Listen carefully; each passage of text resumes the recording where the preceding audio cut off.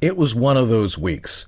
I had a book to get out, a big e-learning project, and, well, because it's that time of year when people are moving leaves, there was perhaps a little bit more noise to deal with than I usually do. But it reminded me about something. I get a lot of emails from people talking about soundproofing, and then what they're talking about really is sound dampening. They're two different things. So, more confusing terminology this week. What's the difference between soundproofing and sound dampening? And is acoustical treatment the same as those two things? With a home voiceover studio, from an acoustical perspective, you have two big challenges. Keeping outside noise out, and keeping the noise you make reading all those commercials and audiobooks from bouncing all over the room and back to your mic. So let's change some terminology in reference to you at home. Let's start using the term sound isolation instead of soundproofing.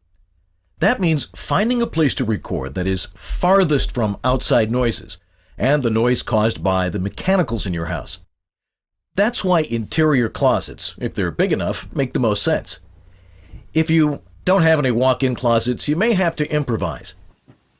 The simplest way to block sound is to put a solid wall in its way. The more solid, the better isolation from outside noise you'll get. As a rule, if you double the mass of a wall, you have the amount of sound transmitted through it. But you have to be surrounded on 6 sides in a square room, and that includes a door. If you're just starting out, it's just too expensive, and if you're not good with tools, a real nightmare to build. It's got to be totally airtight. Hard to do in a home environment. So let's talk about room dampening instead, because I think that's a far more critical thing to think about. Acoustic treatment, in the context of a recording studio, generally deals with the acoustic quality of the room from a listener's point of view.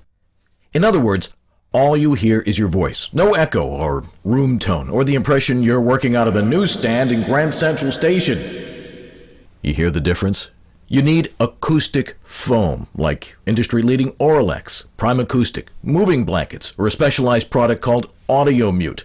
And coming soon, a custom-made solution called the Home Studio Master's Studio Suit.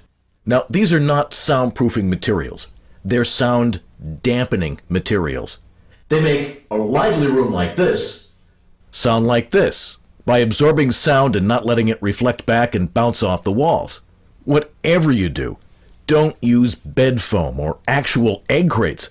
Those are great for avoiding bed sores and busted eggs. So to sum up, soundproofing is isolating you from outside noise. Sound dampening or acoustical treatment is making the room less lively. Again, it's almost impossible to soundproof a home studio without major investment in time. So concentrate on the reflectivity of the studio with sound dampening. So this time of year, be patient as the leaves get picked up and just enjoy the season. And that's my tip of the week!